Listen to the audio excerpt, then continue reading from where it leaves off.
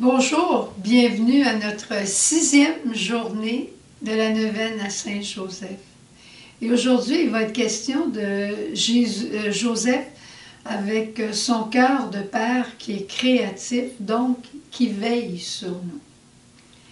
Noble époux de Marie, digne objet de nos chants, notre cœur t'en supplie, veille sur tes enfants, veille, veille sur tes enfants, veille, veille sur tes enfants.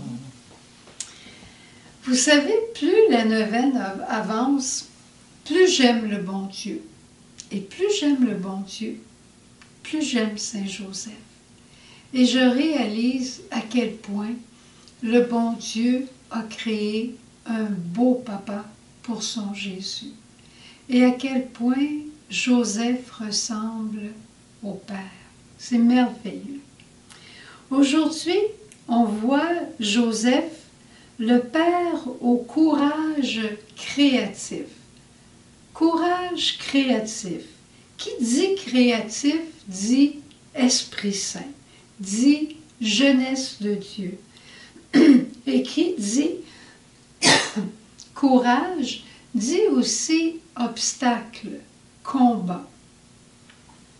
Quand on parle du courage créatif, là, juste pour vous placer, c'est que Jésus, à un moment donné, il va faire l'éloge des personnes qui vont amener un paralytique vers Jésus et ne trouvant pas d'accès dans la maison par où passer pour amener le malade à Jésus, ils vont faire déplacer des tuiles dans le toit et ils vont se servir du trou pour descendre le grabat du malade jusqu'à Jésus.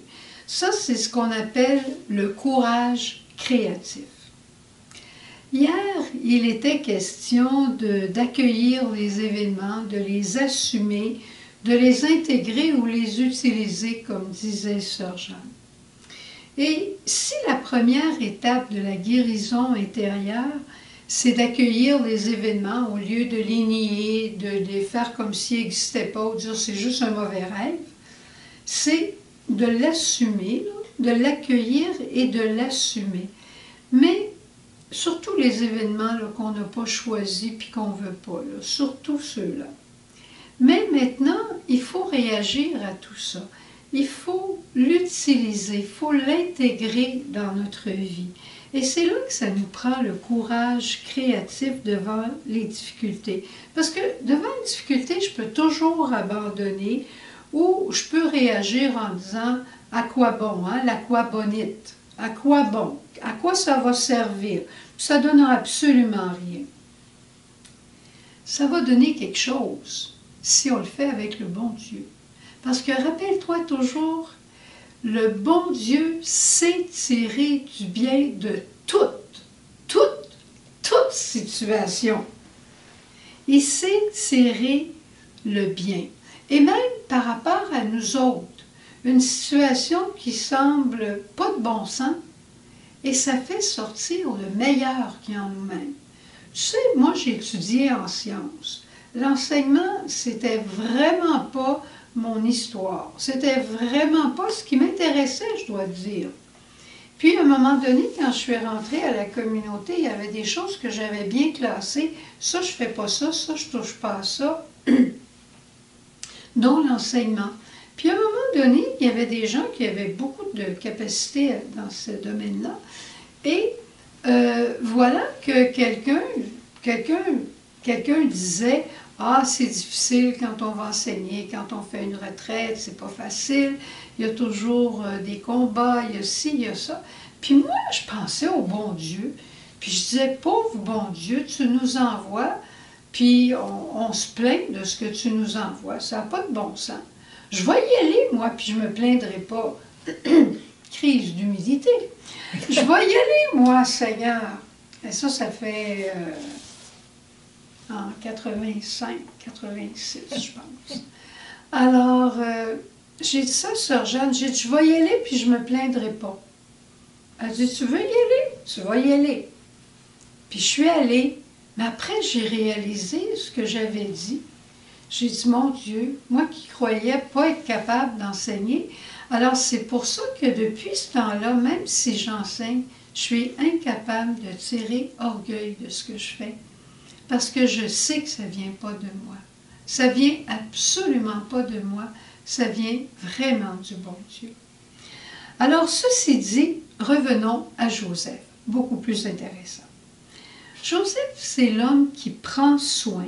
Hein? On a vu comment, hier j'en ai parlé, comment quand il y a eu toutes sortes d'obstacles à Bethléem, comment il a trouvé cette grotte-là, comment on lui a montré le lieu d'une grotte, puis comment il a dû bien nettoyer ça, mettre la paille fraîche pour que Marie et l'enfant soient bien. Après ça, c'est Joseph qui a sauvé Marie et l'enfant quand ça a été le temps de partir en Égypte. C'est lui qui a pris soin d'eux autres. Et ça montre à quel point Dieu sait tirer du bien et faire sortir le meilleur de chaque personne. Si Joseph est un grand silencieux, là, c'est pas l'homme qui a abandonné, mais c'est l'homme qui a réagi.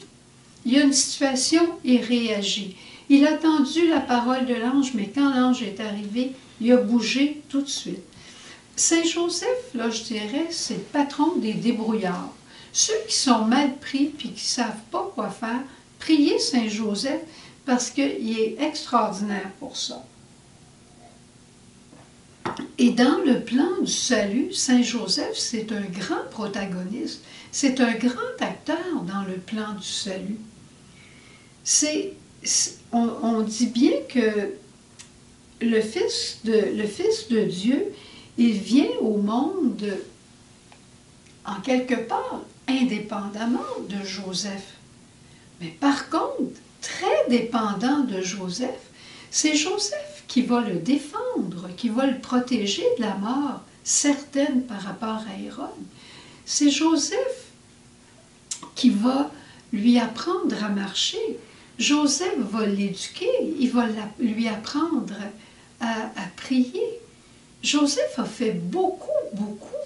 Et c'est Joseph qui a protégé Marie aussi dans cette situation. Marie aussi était très dépendante de Joseph, comme Jésus.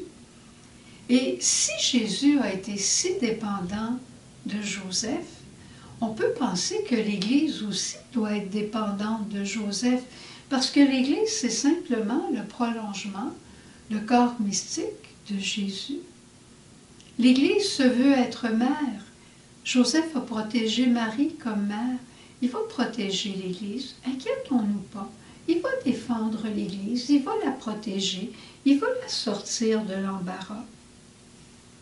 Joseph continue toujours de protéger, de prendre soin, de veiller sur, on dirait dans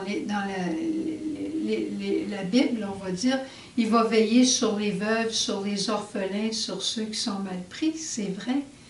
Il va veiller sur chacun de nous.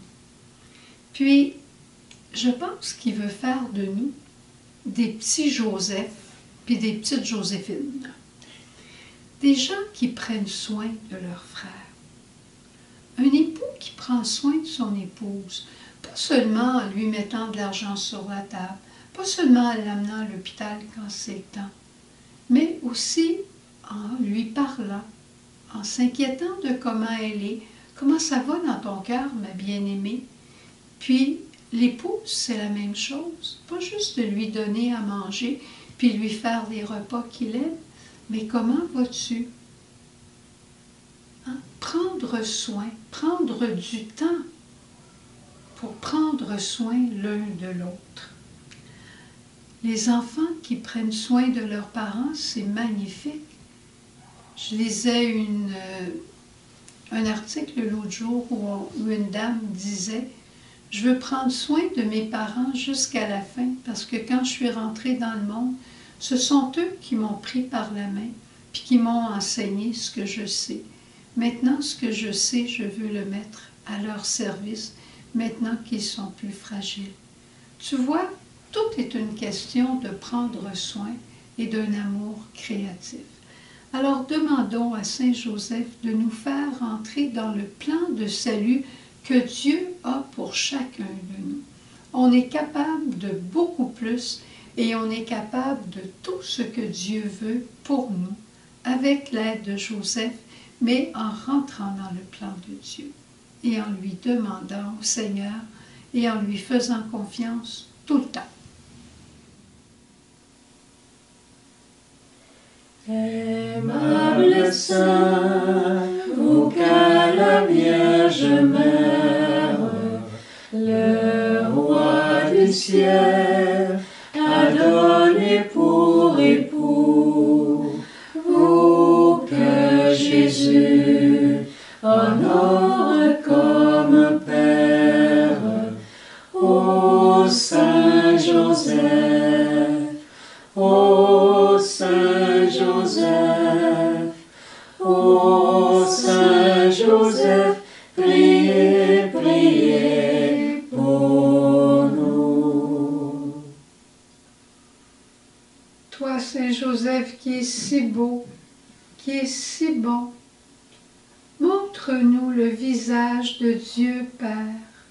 Révèle à chacun et à chacune aujourd'hui le visage aimant de notre Dieu Père Providence.